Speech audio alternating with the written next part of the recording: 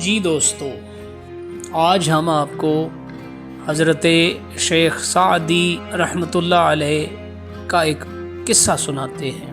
حضرت شیخ سعدی سفر کر رہے تھے، ساتھ ان کا گدھا تھا۔ ایک گاؤں میں پہنچے تو رات پڑ گئی۔ سردی کے دن تھے، رات بسر کرنے کا ٹھکانہ تلاش کرنے لگے۔ گاؤں والوں میں سے کوئی ٹھکانہ دینے پر رضامند نہ ہوا۔ آخر ایک گھر کا دروازہ کھٹکھٹایا۔ گھر والے نے کہا، میری بیوی درد ذہ میں تڑپ رہی ہے، بچہ نہیں ہوتا، اگر تو دعا کرے تو جگہ دے دوں گا۔ شیخ سعدی رحمۃ اللہ علیہ مان گئے۔ انہیں کمرہ مل گیا۔ پھر انہوں نے کاغذ کے ایک پرزے پر ایک تعویذ لکھا اور گھر والے سے کہا، اسے مریضہ کی ناف پر باندھ دے۔ تعویذ باندھتے ہی ان کا کام ہو گیا۔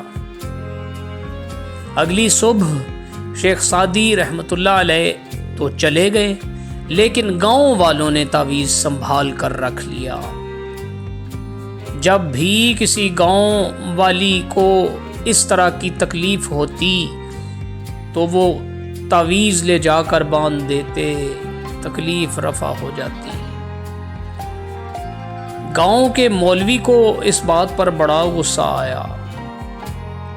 اس نے سوچا کہ اگر تعویذ پر لکھی ہوئی آیت کا پتہ چل جائے تو میں اس سے بڑا فائدہ اٹھا سکتا ہوں۔ مولوی نے جھوٹ موٹ کا بہانہ تراشا اور تعویذ مانگ کر لے گیا۔